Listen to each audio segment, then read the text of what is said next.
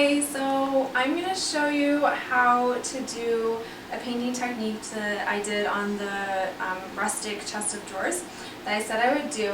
I apologize that I'm in my pajamas and no makeup. It's 9:30 at night. So what we're going to do is I just did 2 base coats on a wooden board just to demonstrate. The color is Subtle Touch by Behr. It's a nice, really light gray. And we're going to be using Pencil Point, also by Behr, for this technique. This is a lot like dry brushing, and I've never seen this done anywhere else, but I apologize if someone's already done this. I'm not trying to take anyone's idea. So what we're going to do is we're going to start with a roller. These are just the cheapest rollers that you can buy at Home Depot. They're slightly grainy, so they're not quite as soft.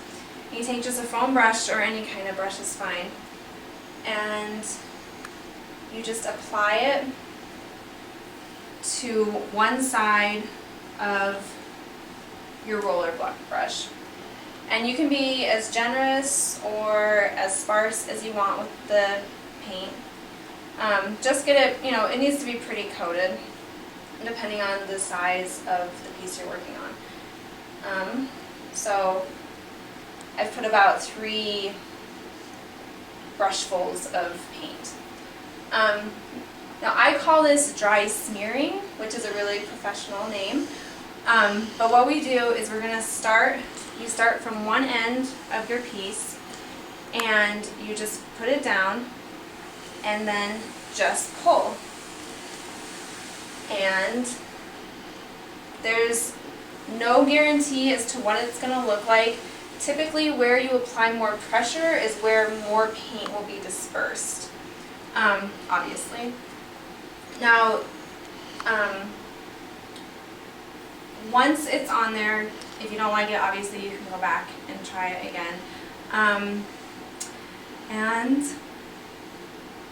I forgot what it was. Okay, sorry about that. I have regained composure. So if we want to look just a little bit closer, just a few more tips. Where you first put your brush is where you're going to get the darkest amount of paint. That's like the first, obviously you have more paint on your brush then. So make sure you plan for that as you start your piece. Also, if you want to go back over again with another color to kind of give a layered effect, make sure it is absolutely dry, even before you start that, because I've tried it before and it smears really easy. Even though you didn't put much paint on your brush, you need to wait the adequate amount of time for it to be dry. If it's tacky also, it won't, you can't smear it very well. And so that's about it, and I hope that this works for you. It's a great way to get a distressed look without having to take the sander to it. Also, this works really well if you want a hand-painted look on something, but you don't want to take the time to use just a small 3-inch or 6-inch brush. Just put more paint on your roller and you can still drag it, and you do multiple steps, but it gives it the hand-painted look in a lot less time. So I hope that helps.